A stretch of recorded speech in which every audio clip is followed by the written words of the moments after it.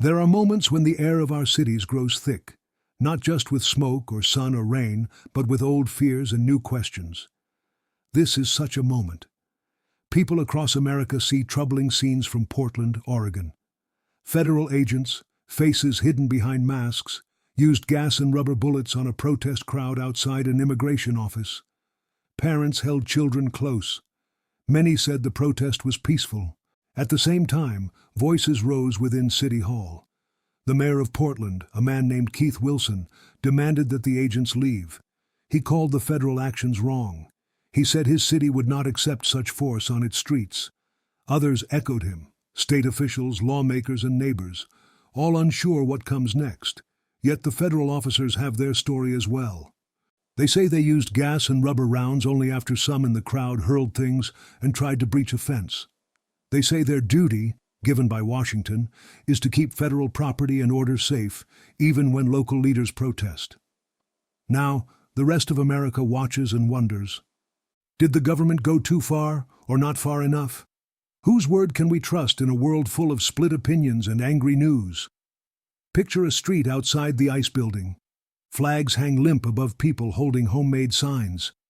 A hush falls as the sun dips behind the buildings. Now imagine, further down the block, paramedics tending to those with stinging eyes and burning throats. No arrests come, but many feel worried, hurt in body or in trust. This event is not a storm out of a clear blue sky. Portland's protest was one of many, part of a wave across the country. The subject is immigration policy, yes, but deeper still, it is about how a republic handles division. In Washington, President Trump reminded the nation that local police should hold the line at protests. He added that still, it is his job to defend federal sites. Reporters ask, did the agents follow the rules? Who said yes to tear gas on families? Who checks if these actions were needed or just easy? There are, as always, more questions than answers. How many truly got hurt? Did wrong come from protester or officer? Will new laws or new distrust grow from this day?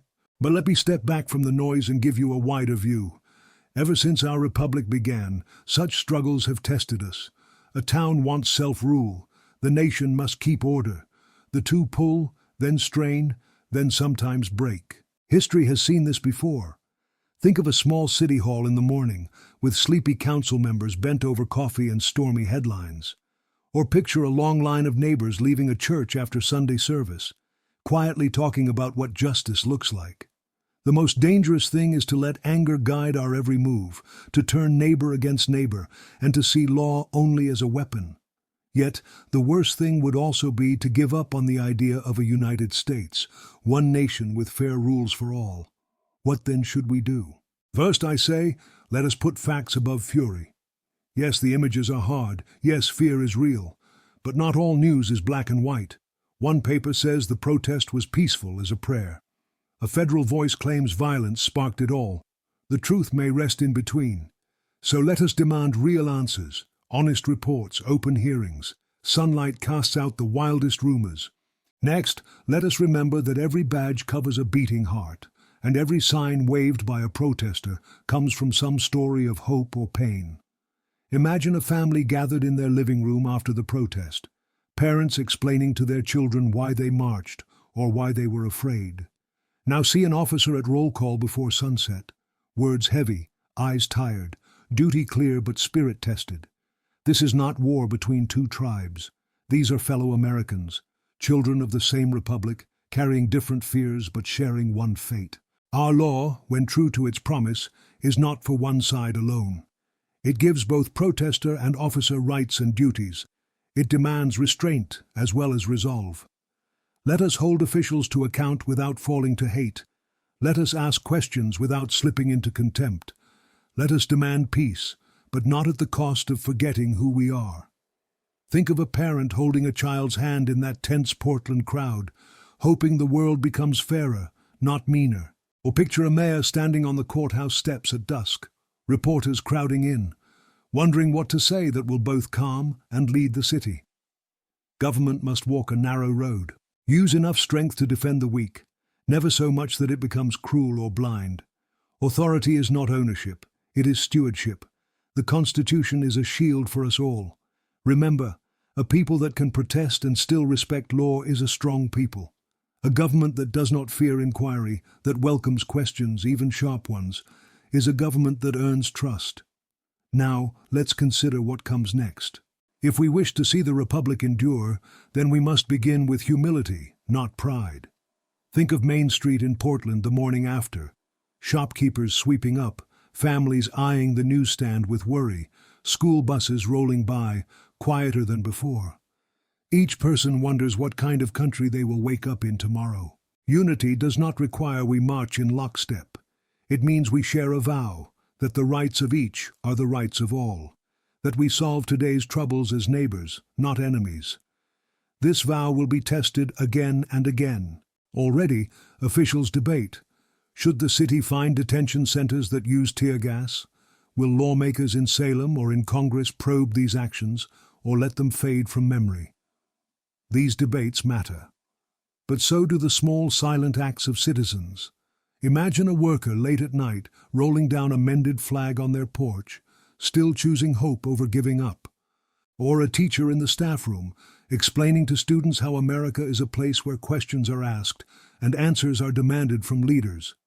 All of this, debate, protest, inquiry, patience, defines a republic. History tells us the greatest threat is not protest. It is losing the spirit to hear each other out.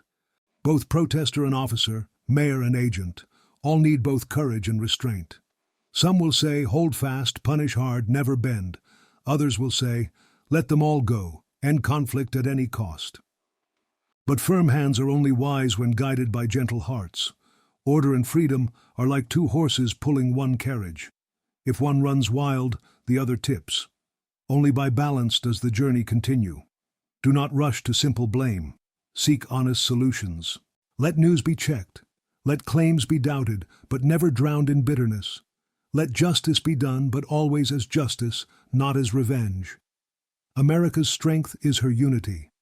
Visualize the town square on a rainy evening, folks still gathering, some with umbrellas, some just standing together in the drizzle, caring for each other's burdens. Trust, once lost, is slow to mend. But trust can be rebuilt through transparency, fairness, and kindness more than by any show of power. The Republic can be saved, not by outrage, not by running from duty, but by showing if we are to save the Republic, we must each look inward before we point outward with blame. Humility, friends, must come before pride. Picture Portland's Main Street at sunrise the next day. Shopkeepers unlock doors, sweep ashes from sidewalks. Some glance at the burned patch on the curb. Others stare up at the flag, still waving, creased, but present. Each asks, what now? Some fear the rules have changed. Some hope that maybe, just maybe, people will talk before tempers boil again. Unity does not mean sameness. We are many kinds of people, born to different towns, hoping for different things. But true unity means a shared promise that the rights I cherish for myself I will defend for you, my neighbor, even if I do not share your view. Such a promise is not soft. It is the steel in America's spine. Officials in the city now face hard choices. Some want to ban the use of tear gas on protesters altogether. Others call for hearings, investigations, answers on paper, and oath. The wheels of government turn, sometimes slow, sometimes stuck, but they do turn. Yet, government is only half the story. Picture a family at a kitchen table late at night, children sleepy, parents talking in low voices about what they saw, what they fear may come. They tell their children that it's okay to care, it's okay to ask hard questions, and it's okay to be patient for answers. Imagine a teacher in a public school library helping students write letters to their representatives.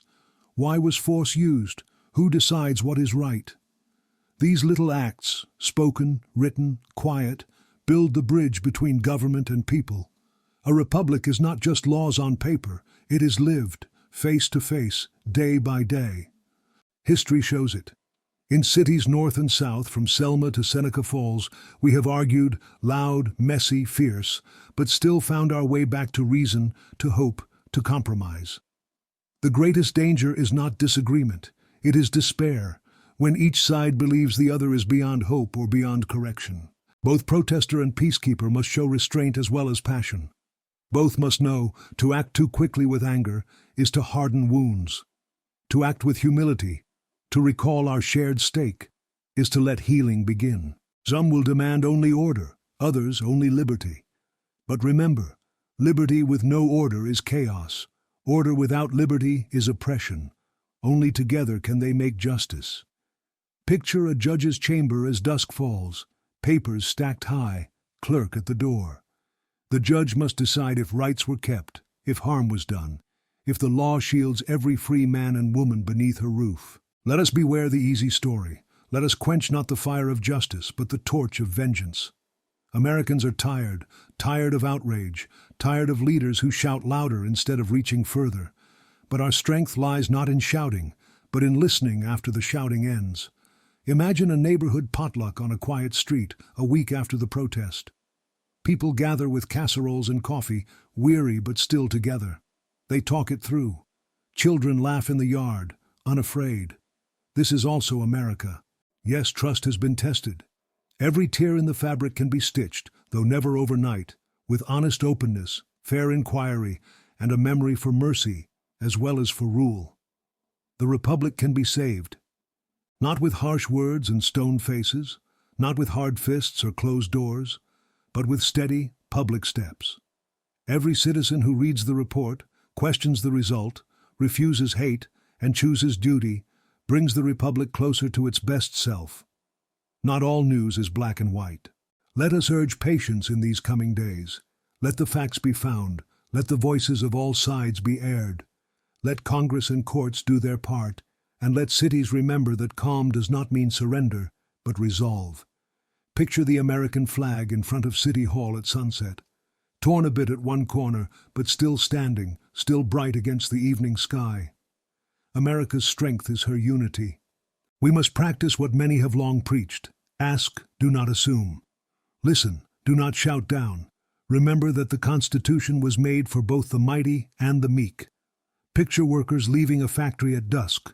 Talk is quieter, moods are low, but hands still join to help a friend change a tire on the old truck in the parking lot. For every headline of crisis, there are 1,000 smaller acts of grace. Each is a thread, strong alone, stronger together.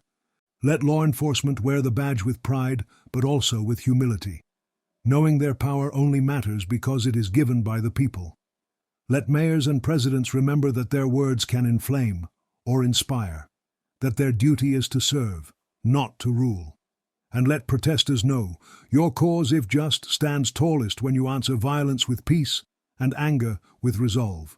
The Republic is tested not in calm, but in the storm, tested and proven by how we respond when fears are loud and facts are few. I have seen, as you have, the darkness that comes when hope gives way to hate. But I have seen, too, the dawn that follows, when citizens choose the slow work of repair over the easy thrill of outrage. So let us carry on, not as soldiers in two armies, but as neighbors on one road. Ours is a republic, if we will keep it. At the end of each long day, ask yourself, did I listen as much as I spoke? Did I seek truth or only comfort? Did I leave open the door for the next conversation, even with those who angered me most? If so, then, little by little, hand by hand, the Republic will endure. The work is never easy, but it is always worthy. And I will ask, as the night closes, what kind of citizen do you wish to be, when history looks back and sees how we faced our fears? Will you add to the noise or to the hope? That answer, friends, is how the Republic is saved.